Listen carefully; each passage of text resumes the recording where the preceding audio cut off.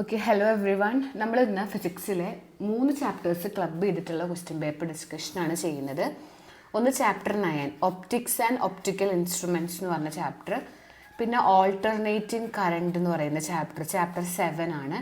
Chapter 4 moving charges എന്ന് പറഞ്ഞിട്ട് 4ാമത്തെ chapter. ഇങ്ങനെ 4, 7, 9 3 ചാപ്റ്റേഴ്സ് ക്ലബ് ചെയ്തിട്ടുള്ള ഇതിൽ നിന്നൊക്കെ ചോദിക്കുന്ന ക്വസ്റ്റ്യൻസ്, ആൻസേഴ്സ്, അപ്ലിക്കേഷൻ ലെവൽ ചോദ്യങ്ങൾ, ന്യൂമറിക്കൽ ക്വസ്റ്റ്യൻസ് ഒക്കെ നമുക്ക് ഡിസ്കസ് ചെയ്യാം. അപ്പോൾ നിങ്ങൾ ഫിസിക്സ് എല്ലാവരും നിർബന്ധമായിട്ടും ആദ്യത്തെ 4 ചാപ്റ്റർ 1, 2, 3, 4ഉം ഓൾട്ടർനേറ്റിംഗ് കറണ്ടും ഒപ്റ്റിക്സും, അതായത് റേ ഒപ്റ്റിക്സും നിർബന്ധമായിട്ടും പഠിച്ചിരിക്കണം. ഏറ്റവും വെയിറ്റേജുള്ള പാഠങ്ങളാണത്. അപ്പോൾ അങ്ങനെ ഒരു 6-7 ചാപ്റ്റർ നിങ്ങൾ പഠിച്ചാൽ തന്നെ നിങ്ങൾക്ക് അത്യാവശ്യം മാർക്ക്. അപ്പോൾ ആദ്യത്തെ 4 ചാപ്റ്ററും ഓൾട്ടർനേറ്റിംഗ് കറണ്ടും 9ാമത്തെ ചാപ്റ്ററും നിർബന്ധമായിട്ടും പഠിക്കുക. ഒരു 35-40 മാർക്ക് വാങ്ങണം എന്നുള്ളവർ. അപ്പോൾ നമുക്ക് ഈ ചാപ്റ്ററിലൊക്കെ ചോദിക്കുന്ന ക്വസ്റ്റ്യൻസും ആൻസേഴ്സും ഒക്കെ നോക്കാം, ഒപ്പം ഡിസ്കസ് ചെയ്യാം. അപ്പോൾ ഈ പാഠങ്ങൾ ക്ലാസ് കാണാത്തവരുണ്ട്, ഇത് പഠിക്കാത്തവരൊക്കെ ഉണ്ടെങ്കിൽ എത്രയും വേഗം പഠിച്ച ശേഷം മാത്രം ഈ ക്വസ്റ്റ്യൻ പേപ്പർ ഡിസ്കഷൻ കാണുക. ഇതിൻ്റെയൊക്കെ ക്ലാസ് കണ്ട് പഠിച്ചവർക്കാണ് ഈ ക്ലാസ് യൂസ്ഫുൾ ആവുക. ഫസ്റ്റ് ക്വസ്റ്റ്യൻ ഇതാണ്: വർക്കിംഗ് പ്രിൻസിപ്പിൾ ഓഫ് ട്രാൻസ്ഫോമറിൻ്റെ വർക്കിംഗ് പ്രിൻസിപ്പിൾ മ്യൂച്വൽ ഇൻഡക്ഷൻ ആണ്, അറിഞ്ഞിരിക്കുക കേട്ടോ. ഇത് 7ാമത്തെ ചാപ്റ്ററാണ്. ഓൾട്ടർനേറ്റിംഗ് കറണ്ട് എന്ന് പറഞ്ഞ ചാപ്റ്ററിലെ ചോദ്യമാണ്. ട്രാൻസ്ഫോമറിൻ്റെ പ്രിൻസിപ്പിൾ എന്താണ്? ട്രാൻസ്ഫോമറിൻ്റെ principle mutual induction. Write any one difference between step up and step down transformer. Step അപ്പും സ്റ്റെപ്പ് ഡൗണും നിർബന്ധമായിട്ടും എല്ലാവരും പഠിച്ചിരിക്കേണ്ട ഒന്നാണ്. സ്റ്റെപ്പ് അപ്പും സ്റ്റെപ്പ് ഡൗണും തമ്മിലുള്ള വ്യത്യാസം കേട്ടോ. അപ്പോൾ സ്റ്റെപ്പ് അപ്പ് ട്രാൻസ്ഫോമറും ഉണ്ട്, സ്റ്റെപ്പ് ഡൗൺ ട്രാൻസ്ഫോമറും ഉണ്ട്. ഇതിൽ സ്റ്റെപ്പ് അപ്പിൻ്റെ ഒരു പോയിൻ്റാണ് ഇവിടെ ചോദിച്ചിട്ടുള്ളൂ. അപ്പോൾ സ്റ്റെപ്പ് അപ്പ് ട്രാൻസ്ഫോമർ ആണെങ്കിൽ നമ്പർ ഓഫ് ടേൺസ് കുറവാണ്. പ്രൈമറി എന്ന് പറഞ്ഞ പ്രൈമറി കോയിലും ഉണ്ടാവും, സെക്കൻഡറി കോയിലും ഉണ്ടാവും. ഇതിൽ പ്രൈമറിയിലെ നമ്പർ ഓഫ് ടേൺസ് ലെസ് ആയിരിക്കും, കുറവായിരിക്കും. So number of turns less than കുറവാണ്. എന്തിനെ വെച്ച് നോക്കുമ്പോൾ? സെക്കൻഡറിനെ വെച്ച് നോക്കുമ്പോൾ കേട്ടോ. Number of turns less than കുറവാണ്. ഏതിലാണ് കുറവ്? പ്രൈമറിയിൽ. നമ്പർ ഓഫ് ടേൺസ് ഇൻ പ്രൈമറിയിൽ കുറവാണ് കേട്ടോ. അതായത് ഏതാ? Number of turns in primary less ആണ്, പ്രൈമറിയിൽ കുറവാണ് സെക്കൻഡറിനേക്കാളും. ഇവിടെ നേരെ ഓപ്പോസിറ്റ് ആണ്. Number of turns in primary എന്ന് പറയുന്നത് കൂടുതലായിരിക്കും.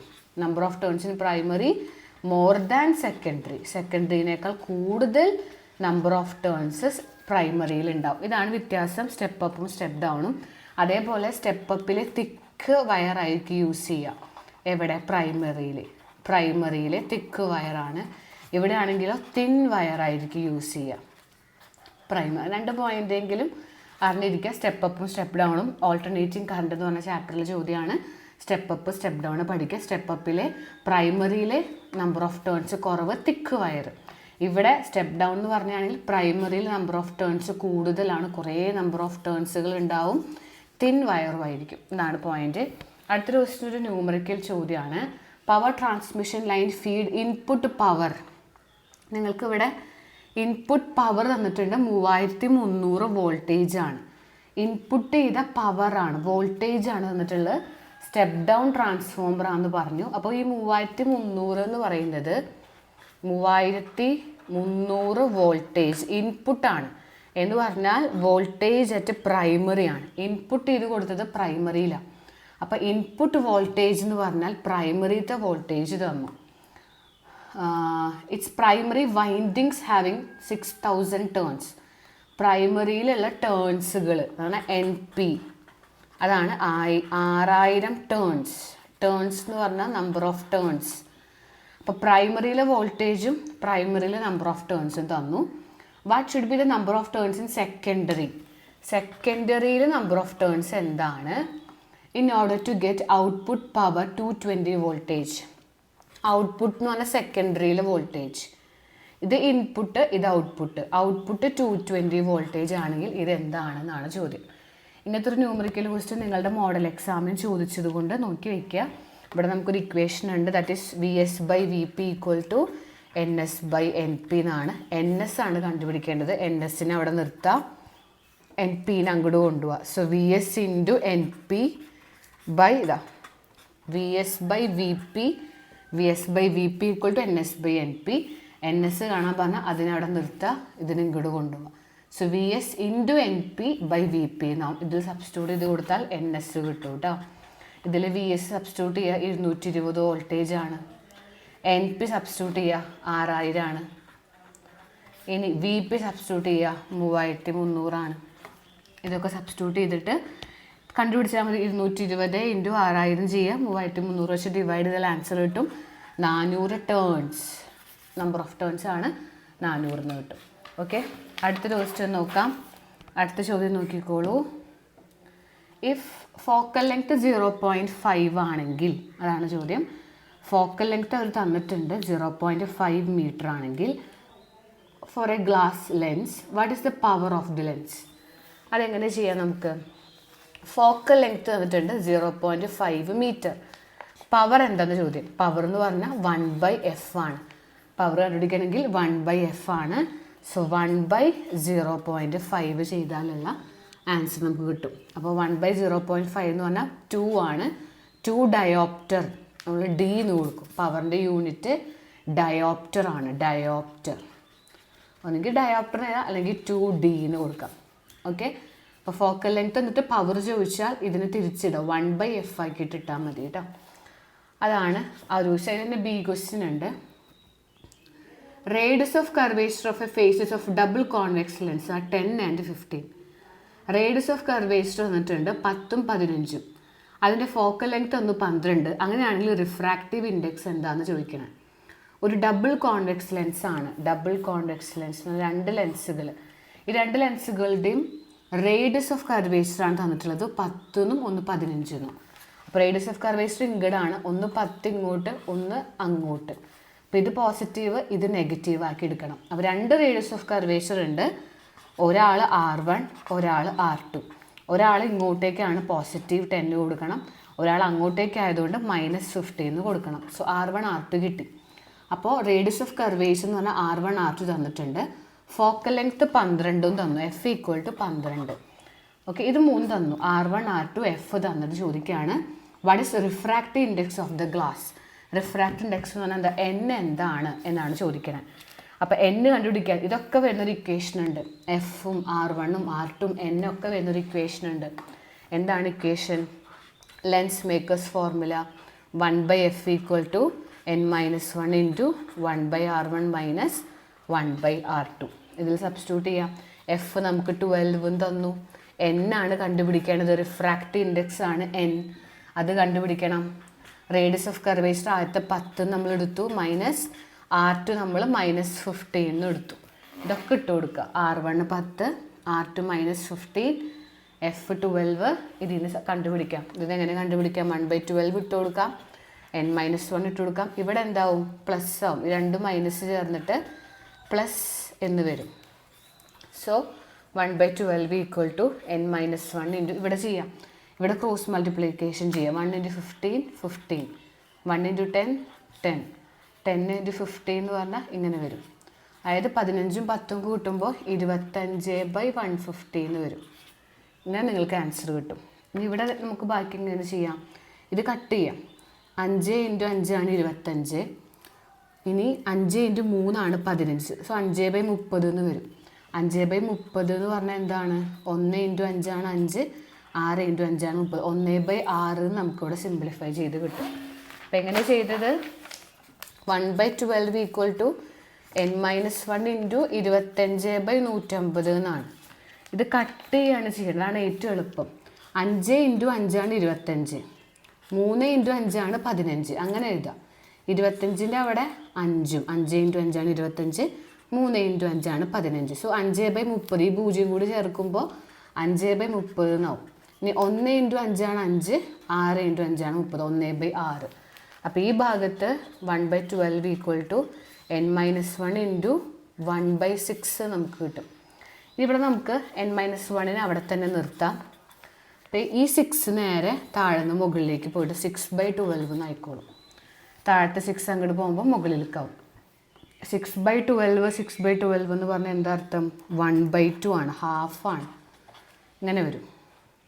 അതായത് 1/2 എന്ന് പറഞ്ഞാൽ എന്താ? 0.5, ഹാഫ് = n-1. അപ്പോൾ n കാണാൻ ഈ -1 ഇങ്ങോട്ട് +1, 1 + 0.5 1.5 എന്ന് വരും. ഇതാണ് ഇതിൻ്റെ ആൻസർ. ഇതൊക്കെ ഒന്ന് ഒരു പ്രാവശ്യം ചെയ്ത് നോക്കണം നിങ്ങൾ, അപ്പോഴാണ് സെറ്റ് ആവുള്ളൂ കേട്ടോ. അടുത്ത ക്വസ്റ്റ്യനിലേക്ക് കിടക്കാം, ശ്രദ്ധിക്കാം. അപ്പോൾ ഇത് നമ്മൾ 9ാമത്തെ ചാപ്റ്റർ റേ ഒപ്റ്റിക്സിലെ ചോദ്യമാണ് കണ്ടത്. നേരത്തെ നമ്മൾ ഓൾട്ടർനേറ്റിംഗ് കറണ്ടിലെ ചോദ്യം കണ്ടു. ഇനി നമ്മൾ 4ാമത്തെ ചാപ്റ്ററിലെ ചോദ്യമാണ്. Which law help us to find magnetic field on axis of a circular current loop? ഇത് എവിടെ വരുന്നത്? ആക്സിസ് ഓഫ് സർക്കുലർ കറണ്ട് ലൂപ്പിൻ്റെ ഡെറിവേഷൻ ഏതാ? 4ാമത്തെ ചാപ്റ്ററാണ്. അവിടെ ഏത് ലോ വെച്ചിട്ടാണ് നമ്മൾ മാഗ്നറ്റിക് ഫീൽഡ് കണ്ടുപിടിക്കുക? Biot Savart law. So which law, ഇവിടെ ഏത് ലോ ആണെന്ന് എഴുതിയാൽ മാത്രം മതി. Which law help us to find magnetic field on axis of a circular current loop?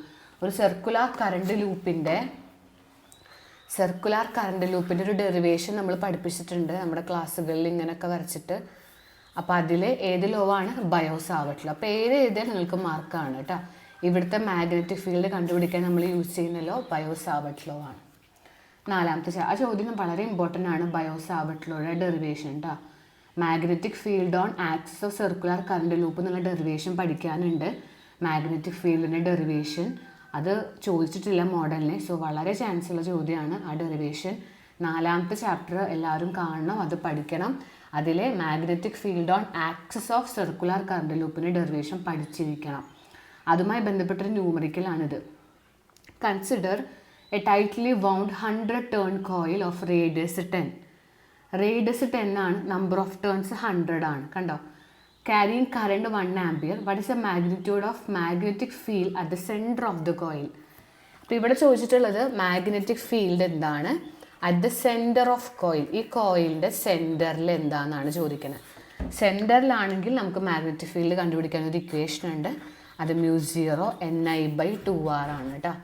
പഠിച്ചു വയ്ക്കുക. സെൻറ്റർ ഓഫ് കോയിൽ എന്ന് പറയുകയാണെങ്കിൽ സെൻറ്റർ ഓഫ് ദ കോയിൽ എന്ന് ചോദിച്ചിട്ട് മാഗ്നറ്റിക് ഫീൽഡ് എന്താണെന്ന് ചോദിച്ചാൽ ഇതാണ് ഇക്വേഷൻ, μ0 Ni/2r.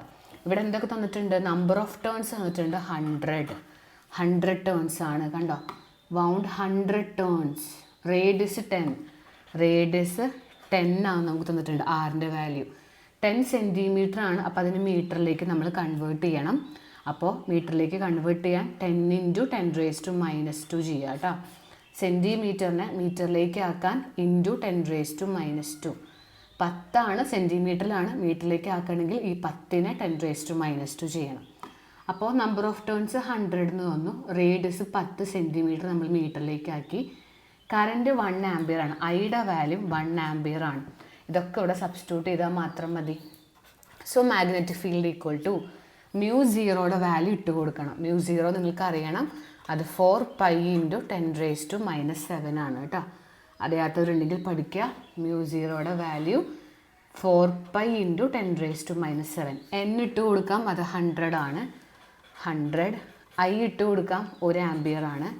2 × റേഡിയസ് ഇട്ട് കൊടുക്കാം. ആർ എന്ന് പറഞ്ഞ റേഡിയസ് 10 × 10⁻² എന്ന് ഇട്ട് കൊടുക്കാം. ഇവിടെ നിങ്ങൾക്ക് സിമ്പിളായിട്ട് ഒരു കാര്യം ചെയ്യാം. ഇവിടുന്നൊരു 0, ഇവിടുന്നൊരു 0 ക്യാൻസൽ ചെയ്യാം. പിന്നെ 10/2 എന്ന് പറഞ്ഞാൽ 5 ആണ്. ഓക്കെ. ഇനി മുകളിൽ നമുക്ക് 4π ഉണ്ട്, 10⁻⁻7 ഉണ്ട്, 1 × 5 5 ഉണ്ട്. ഇനി താഴെ ഇത് മാത്രം, ഇതൊക്കെ കട്ട് ചെയ്ത് പോയി. ഈ 10⁻² മുകളിലേക്ക് കയറ്റുമ്പോൾ 10⁻² എന്ന് വരും. ഓക്കെ. അപ്പോൾ 10⁻⁻7ഉം 10⁻²ഉം കൂടിയിട്ട് എന്താവും? -7 + 2 ചെയ്യാം. അതായത് 4π × 5 നിങ്ങൾക്ക് ചെയ്യാം. 4 × 5 20π എന്ന് വരും. 20π 4πയും 5ഉം കൂടിയിട്ട് 5 × 4 20π. ഈ -7ഉം 2ഉം കൂടി കൂട്ടുക. -7 + 2 എന്താ? -5. ഇതാണ് മാഗ്നറ്റിക് ഫീൽഡിൻ്റെ വാല്യൂ വരിക. 20π × 10⁻⁻5. അത്രയും ടെസ്ല. മാഗ്നറ്റിക് ഫീൽഡിൻ്റെ യൂണിറ്റ് ടെസ്ല. പൈയുടെ വാല്യൂ സബ്സ്റ്റിറ്റ്യൂട്ട് ചെയ്തിട്ട് 3.14 കൊണ്ട് വേണമെങ്കിൽ മൾട്ടിപ്ലൈ ചെയ്യാം. നിങ്ങൾക്ക് ഇത്ര ഇട്ടാലും മതി കേട്ടോ. അപ്പോൾ അതാണ് ആ ഒരു ചോദ്യം. അടുത്ത ചോദ്യത്തിലേക്ക് കിടക്കാം. കോൺകേവ് ലെൻസ് ഓഫ് ഒരു കോൺകേവ് ലെൻസാണ്. റിഫ്രാക്റ്റീവ് ഇൻഡെക്സ് 1.5 ആണ്. ഒരു ലെൻസ് ഇവരുടെ കയ്യിലുണ്ട്. കോൺകേവ് ലെൻസാണ് ഇവരുടെ കയ്യിലുള്ളത്. അത് അവർ മുക്കി വെച്ചിട്ടുണ്ട്. ഇമ്മേഴ്സീവ് എന്ന് പറഞ്ഞാൽ മുക്കി വയ്ക്കുക. അപ്പോൾ റിഫ്രാക്റ്റീവ് ഇൻഡെക്സ് 1.5 ആണ്. അത് ഇമ്മേഴ്സ് ചെയ്തിട്ടുള്ളത് medium of refractive index 1.65 what is the nature of the lens? അതായത് 1.5 ഉള്ള കോൺകേവ് ലെൻസാണ് അവർ എന്തിൽ മുക്കി വെച്ചിട്ടുള്ളത്, റിഫ്രാക്റ്റീവ് ഇൻഡെക്സ് ഉള്ള 1.65 റിഫ്രാക്റ്റീവ് ഇൻഡെക്സ് ഉള്ള ഒന്നിലേക്ക് മുക്കി വെച്ചിട്ടുള്ളത്. അങ്ങനെയാണെങ്കിൽ ഇതിൻ്റെ നേച്ചർ എന്തായിരിക്കും? ഇവിടെ നിങ്ങൾ നോക്കണം, കയ്യിലുള്ളത് 1.5 എന്ന് പറഞ്ഞ റിഫ്രാക്റ്റീവ് ഇൻഡെക്സ് ഉള്ള ഒരു ലെൻസാണ്. ഇത് മുക്കി വെച്ചിട്ടുള്ളത് 1.65, ഇതിനേക്കാൾ കൂടുതൽ അല്ലേ. നമ്മുടെ കയ്യിലുള്ള ലെൻസ് ഒരു കോൺകേവ് ലെൻസ് ആണെന്ന് വിചാരിക്കുക. അവർ പറഞ്ഞിട്ടുണ്ട് കോൺകേവ് ലെൻസാണ്, അതിൻ്റെ റിഫ്രാക്റ്റീവ് ഇൻഡെക്സ് 1.5 ആണ്. ഇത് മുക്കി വെച്ചിട്ടുള്ളത് ഇതിനേക്കാൾ റിഫ്രാക്റ്റീവ് ഇൻഡെക്സ് കൂടുതലുള്ള വേറൊരു മീഡിയമാണ്, വേറെ ഏതോ ഒരു മീഡിയത്തിൻ്റെ അപ്പോൾ ഇങ്ങനെയാണെങ്കിൽ ഈ ലെൻസിൻ്റെ പ്രത്യേകത എന്താണ്? ഇതൊരു കൺവേർജിങ് ലെൻസായിട്ട് ഇത് ബിഹേവ് ചെയ്യും. ഇങ്ങനെ മുക്കി വെച്ച് കഴിഞ്ഞാൽ ഇതിനേക്കാൾ കൂടുതൽ റിഫ്രാക്റ്റീവ് ഇൻഡെക്സ് ഉള്ള വേറൊരു മീഡിയത്തിലാണ് മുക്കി വെച്ചിട്ടുള്ളത്. അങ്ങനെയാണെങ്കിൽ നമ്മുടെ ഈ ലെൻസിന് എന്തായി മാറും? കൺവേർജിങ് ലെൻസായിട്ട് മാറും. It will behave as A converging lens എന്ന് എഴുതിയാൽ മതി. So what is the nature of the lens? It will behave as A converging lens. ഇതിനേക്കാൾ കൂടുതലുള്ളതിൽ മുക്കി വെച്ചത് കൊണ്ട് കൺവേർജിങ് ലെൻസ് ആയിട്ടാണ് അത് മാറുക. കോൺവെക്സ് ലെൻസ് ആയിട്ട് മാറും. കോൺവെക്സ് ലെൻസ് ആണ് കൺവേർജിങ് ലെൻസ് കേട്ടോ. അപ്പോൾ അത് കഴിഞ്ഞു. അടുത്ത ക്വസ്റ്റ്യൻ ഇതാണ്, how will you convert galvanometer into voltmeter? ഇത് 4ാമത്തെ ചാപ്റ്ററിലെ ചോദ്യമാണ്. 4ാമത്തെ ചാപ്റ്ററിൻ്റെ ക്ലാസ്സിൽ ഞാൻ പറഞ്ഞു തന്നിട്ടുണ്ട്. ഗാൽവനോമീറ്ററിനെ വോൾട്ട്മീറ്റർ ആക്കണമെങ്കിൽ ഒരു ഹൈ റെസിസ്റ്റൻസ് സീരീസ് ആയിട്ട് കണക്ട് ചെയ്യണം. So how can you convert galvanometer into, ഇതൊരു ചോദ്യമാണ്, ഇത് നമ്മൾ ലൈവ് ക്ലാസ്സിൽ പഠിപ്പിച്ചിട്ടുണ്ട്. 4ാമത്തെ ചാപ്റ്റർ കാണാത്തവർ കാണാം. ഗാൽവനോമീറ്ററിനെ വോൾട്ട്മീറ്റർ ആക്കണമെന്നുണ്ടെങ്കിൽ എന്താ ചെയ്യുക? ഒരു high resistance should be connected in series with galvanometer. നമ്മളൊരു ഗാൽവനോമീറ്ററിനെ സീരീസ് ആയിട്ട് ഒരു ഹൈ റെസിസ്റ്റൻസ് കണക്ട് ചെയ്യുക. സീരീസ് ആയിട്ട് ഹൈ റെസിസ്റ്റൻസ്. അപ്പോൾ എങ്ങനെ എഴുതിയാൽ മതി? Connecting a large resistance series to galvanometer എന്ന് എഴുതിയാൽ മതി. അടുത്ത ക്വസ്റ്റ്യൻ ഒരു മാർക്കിന്, അപ്പം അത്ര എഴുതിയാൽ മതി, ഡെറിവേഷൻ ഒന്നും എഴുതണ്ട. Galvanometer wire with a coil resistance 12 ohm. Resistance 12 ആണ്. Full scale deflection for a current of 3 mA. Current തന്നിട്ടുണ്ട് മില്ലി ആംപിയറിലാണ്. How will you convert galvanometer into voltmeter of range 0 to 18, voltage 18. അപ്പോൾ എന്തൊക്കെ കാര്യങ്ങൾ തന്നിരിക്കുന്നത്? ക്വസ്റ്റ്യൻ നന്നായിട്ട് വായിക്കുക. Galvanometer with coil of resistance 12 ohm. So resistance തന്നു 12 ohm. ഇത് ഗാൽവനോമീറ്ററിൻ്റെ ആണ് കേട്ടോ, RGയുടെ ആണ്. ഗാൽവനോമീറ്റർ റെസിസ്റ്റൻസ് ആണ്. RG എന്ന് പറഞ്ഞാൽ ഗാൽവനോമീറ്ററിൻ്റെ റെസിസ്റ്റൻസ്. Galvanometer resistance 12 ohm. ഇനി എന്താണ്? For a current of 3 mA. I തന്നിട്ടുണ്ട്, ഗാൽവനോമീറ്ററിൻ്റെ തന്നെ കറണ്ടാണ്, അത് 3 mA ആണ്. Milli ampere. ഇതിനെ വെറും ആംപിയറിലേക്ക് മാറ്റാൻ വേണ്ടി ഇൻറ്റു 10⁻³ ചെയ്യണം. മില്ലി ആംപിയറിനെ വെറും ആംപിയറിലേക്ക് ആക്കാൻ ഇൻറ്റു 10⁻³ ഇനി എന്താണ്? അപ്പോൾ റെസിസ്റ്റൻസ് എഴുതി, കറണ്ട് എഴുതി, ഇപ്പോൾ R എഴുതി, I എഴുതി. ഇനി എന്താ?